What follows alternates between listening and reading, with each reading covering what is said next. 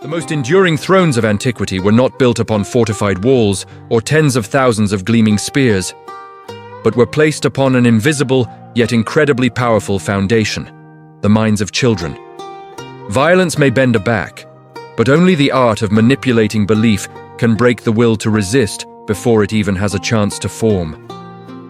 Monarchs of old understood a cold truth, that shackles made of iron and steel would eventually rust, while shackles forged from unconditional loyalty would automatically multiply and be passed from one generation to the next. Taking the life of an opponent is merely a low-level tactic. Making that person voluntarily sacrifice themselves to prove their reverence for the ruler is the absolute pinnacle of the art of governance. The greatest strategy of ancient statecraft began the moment a living being was born, where the pristine white pages of perception were erased and overwritten with an eternal ink called duty. A wise dynasty did not wait for its subjects to reach adulthood to use laws as a deterrent. They transformed submission into a nutrient, mixed into every story told and every primary lesson learned. A child was taught how to bow before symbols of power, even before they knew how to stand on their own 2 feet. The image of the monarch was portrayed not as a flawed human being of flesh and blood, but as the embodiment of the most sacred and magnificent elements, standing in a position of absolute exclusivity at the center of all things. This manipulation was so sophisticated that it stripped away all concepts of the individual self. In that prearranged worldview, the life of a subject did not belong to them, nor to their parents, but was the absolute property of the superior. Loyalty was no longer a choice or a fair exchange of interests. It was elevated to a law of the universe, much like the sun must rise in the east and water must flow to lower ground. By monopolizing the definition of right and wrong, ancient princes created a religion that required no gods, where the throne was the altar, and unconditional obedience was the only faith that gave value to a human existence. Once loyalty had been successfully grafted into the very marrow of their bones, the monarch possessed a weapon more fearsome than any elite army. That weapon is called self-annihilation. In the instincts of all species, the desire for survival is the most intense. Every creature struggles to hold on to its breath in the face of death. However, the ultimate art of ruling completely overturned that biological law with a classic principle. When the superior grants death, the subordinate must joyfully accept it, or else become a shameful traitor for all eternity. This concept was a perfect logical trap with no way out. If a subject refused an order to go to their death, they might keep their temporary life, but would be immediately stripped of all dignity, honor, and social standing. Their name would be blackened, and their clan would have to endure the contempt of society. More terrifyingly, their own loved ones, those who had been imbued with the same ideology of submission since childhood, would turn their backs and view the one who wished to survive as a pathogen that needed to be eradicated. Conversely, if they accepted the sacrifice according to the will of the Supreme Being, their death would be glorified. They were bestowed with flamboyant titles and praised by the world as shining moral examples.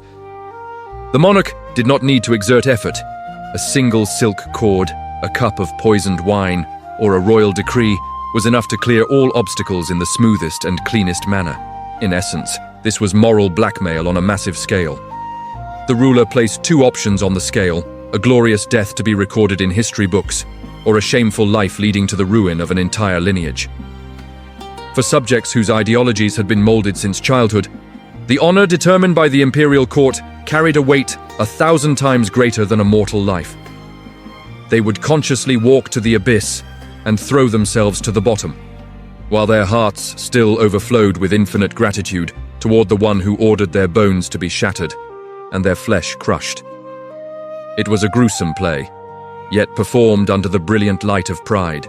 The miracle of this system lay in its creation of a massive self-surveillance mechanism. The sovereign did not need to deploy tens of thousands of eyes and ears to monitor everyone. When every subject believed that dedicating their life to the throne was the sole measure of decency, they became jailers for themselves and those around them. Even a slight hesitation before death for the master would be judged by the surrounding crowd. That crowd failed to realize they were binding each other to protect the interests of someone sitting high above. They fervently competed to play the role of the loyal subject, seeing who could sacrifice themselves faster and more devoutly. The superior only needed to sit calmly on the throne, occasionally shedding a few fake tears of pity or granting hollow titles to the deceased, to continue fanning the flames of blind faith in the hearts of the living. The cruelty of this art of ruling did not lie in taking away life, but in taking away the right to die for oneself. All meaning of existence was confiscated and gathered into a single point. A child growing up was not permitted to ask why they had to serve, nor were they permitted to doubt the ultimate power. Their minds were programmed to react to a single set of signals. An order issued must be executed, no matter how irrational. If the monarch said night was day, the subject had to convince themselves the darkness before their eyes was light. If the monarch said living was treason, the subject had to view their own life as an unforgivable crime. In the depths of the ancient power game, loyalty was not a natural emotion at all. It was an extremely sophisticated artificial product, a sharp tool whetted by invisible fear and the hollow expectation of fame. Those who held absolute power understood that to maintain eternal dominance, they had to make the subjugated feel honored to wear shackles. When an individual is willing to use their own blood to further adorn the authority of the ruler and considers it the greatest privilege of a human lifetime, that is when manipulation has reached the level of a perfect art. The immortality of power did not come from mystical miracles, but from the ability to turn the sacrifice of tens of thousands into an endless cycle of hypocritical moral examples. Ancient dynasties used this principle to build solid pyramids of power. The smaller the top tier, the more it required massive stone blocks as a foundation. Those blocks were the millions of lives ready to crumble themselves to ensure the apex of the pyramid never collapsed. They deluded themselves into thinking their own fragmentation was to protect a noble natural order. But in reality, they were merely strengthening the very hand that was strangling their lives.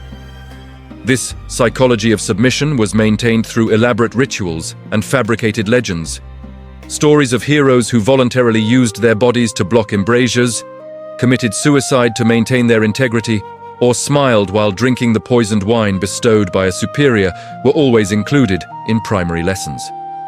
They were repeated incessantly, creating a deep groove in the thinking of an entire generation. Humans inherently crave recognition. When society establishes a single value system where supreme recognition is reserved only for those who throw away their lives for the throne, then those individuals will race to become moths flying into the flame of power. The Lord did not need to brandish a sword. He only needed to brandish a pen.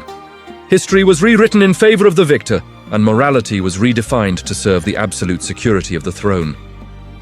The brilliance of ancient statecraft was that it turned victims into the most fervent accomplices in their own process of self-destruction. They not only willingly entered the eternal realm, but also left behind wills that forced their descendants to continue following that dark path. The shackles were tightened, not by the hand of the ruler, but by the very hands of parents passing them down to their children. It can be said that shaping a submissive mind from the cradle was the greatest victory of cunning over natural instinct. It proved a brutal law of power. The strongest is not the one who can crush everything with violence, but the one who can make others crush themselves in a state of extreme ecstasy. When brutality is wrapped in the velvet of high moral concepts, it becomes invisible and cannot be defeated by conventional weapons. Subjects stood in a cage without bars, voluntarily locking the door and throwing the key into the past, believing absolutely that they were living in the freest and most prideful space. Finally, when the mist of praise dissipated, the true nature of the relationship between the ruler and the ruled in ancient times was revealed in its most naked form. It was a game where the only rule was established to ensure the master always won, while the servant could only be proud of how they lost. The concept of absolute loyalty was merely a perfect anesthetic, paralyzing the will to resist, turning free human beings into tools that could walk, talk, and self-destruct at the right moment. This profound psychological manipulation left no scars on the flesh, but it hollowed out massive voids in the soul of an entire civilization. When an ideology forces humans to view their lives as light as a feather, just to exchange them for a nod from power, The entire true meaning of human existence has been blatantly stolen. A cold question still hangs over the ashes of fallen dynasties. When shackles are not cast in iron but woven from blind faith and false pride, will the bird in the cage ever realize that the sky outside is its true home?